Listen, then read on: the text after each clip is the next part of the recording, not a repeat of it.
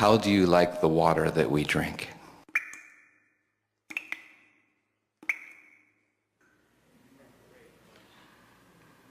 When you are in a state of unhappiness, doesn't matter how pure the water you drink is, you don't receive full benefit from it.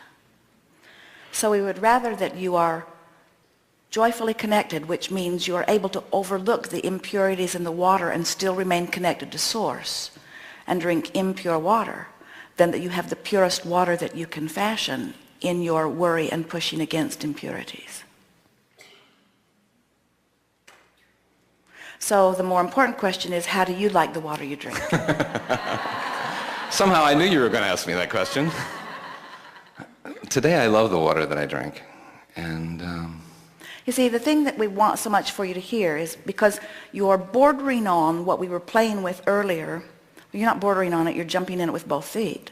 What we were playing with earlier, that most people say, pure water makes me feel good, impure water makes me feel bad, therefore I must purify the water in order to feel good. And we say, if you can find a way of tuning yourself into source energy regardless of the water you're drinking. So let's play this out. So let's say you're drinking impure water and you believe it's giving you detrimental effects. And out of that, you launch rockets of desire for purer water, for better resources, for taking better care of your planet, for less pollution. So you're launching all of these rockets of desires, and Source is hearing them and providing all of that for you. But as you beat the drum of the impurity in the water, you don't have vibrational access to what you've been asking for. So then people will say, and it's very prevalent in a world of wanting to sell people things, most people want to point out what's wrong with things in order to get you to, in other words, if I can convince you that there's something really wrong with this, then maybe you'll want that. In other words, all of this information about global warming, and everyone is feeling impacted by it, and everyone is wanting to move into some sort of action about it. And we want to say to you, you do not need to dig the hole for yourself by beating yourself over the head with what's wrong in order to give birth to what's right. In other words, you don't have to have a nervous breakdown before you come out into the light. You can explore the contrast, give birth to what you want, and turn your undivided attention toward what you want and receive it. So you will never find us to be proponents about what's wrong with your planet. We will always be encouraging you to look wherever you're looking for the positive aspects. And when you find them in your alignment, as best as you can do from where you are, you will be guided to the resources that will fully answer every question, provide solutions to every problem, give clarity to every place that has been confused. No exception. I have no other question. Very good.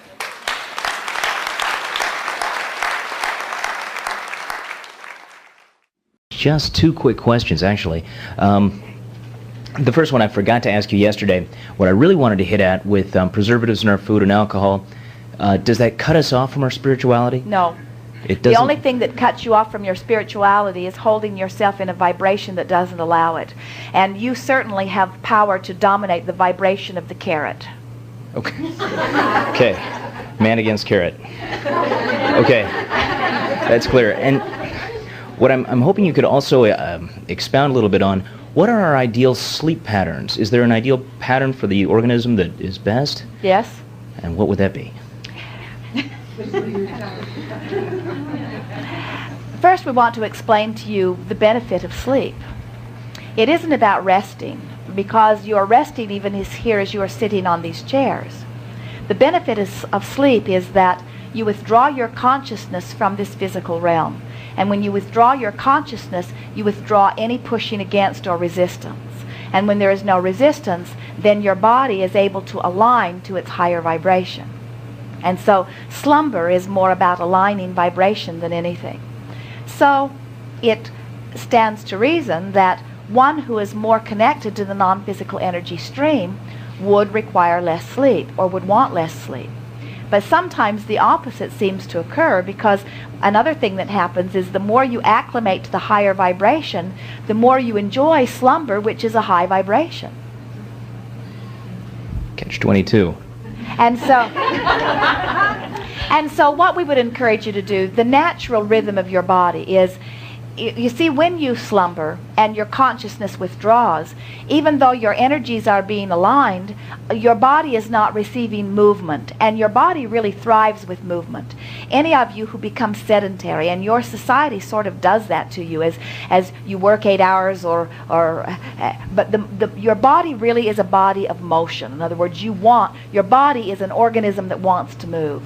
And so if we were standing in your physical shoes and we were wanting to guide ourselves to be most in harmony in terms of action with our non-physical knowing and intent, there are 3 things that we would do that most of you don't do. We would drink enormous quantities of water. So much water that in the beginning we would find ourselves uncomfortable because the elimination process would be a bit hindering. But we really would. We would drink lots and lots and lots of water. Your capacity to hold more water will grow as you consume more water. And so the elimination process would not be so uncomfortable. And every cell of your body, which is mostly water, would benefit because the energy transmission of your body is affected. The more water you drink, the more easily the energy flows. And so there are lots of things that you could eat, but the one thing that we really encourage is more water. And we mean water minus preservatives, water minus caffeine, water without sugars. We mean water.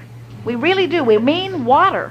Mm-hmm. Water with minerals, water with all of the natural stuff that is in water. We would drink water.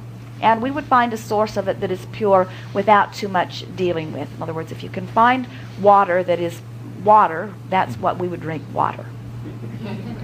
The other thing that we would do is that we would move our bodies intentionally. In other words, we would find reasons to move.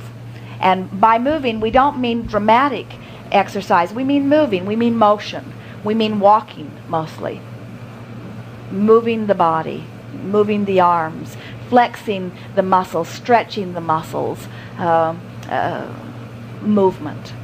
And the third thing that we would do is that we would rest when we are tired and we would awaken when we are refreshed. In other words, we would try to follow a more natural rhythm. Now that's hard to do under the work environment that many of you live, but we would sleep shorter snatches more frequently. In other words, we'd take a little nap on the lunch hour if we could, and we'd snatch a little nap after work if we could, and we'd sleep a shorter expanse in the middle of the night. In other words, we would not sleep longer than 4 hours at any stretch, only because the body benefits so much by motion. Wow. Thank you. That's what I needed to hear. For most, that's going to be a difficult acclimation, because you've trained yourself to believe that you need 8 hours of sleep. Esther, every now and again, because they're traveling and they have an early flight and she's doing many things before she gets ready for the flight, when she goes to bed, she will say, we only get to sleep 3 hours. And she will say to Jerry something like, sleep fast, or this is going to be a short night. And what she really means is, I'm not going to get enough sleep. And then what she discovered, and then often in that vibration she can't go to sleep. Even though she's only got 3 hours, she sees the clock ticking away, and she will say to Jerry, I don't think I slept at all. In other words, I laid here for 3 hours, but I'm not sure I even slept. And so we encouraged her to begin, rather than seeing this as a short night of deprivation, to see it as a long afternoon nap, a lazy long nap. We have enjoyed this interaction immensely. You are doing extremely well. Be easy about all of this. Relax, lighten up, laugh more, play more. Get your cork up there floating, and it is our promise to you that you will live happily ever after. We have enjoyed this immensely. There is great love here for you. We are complete.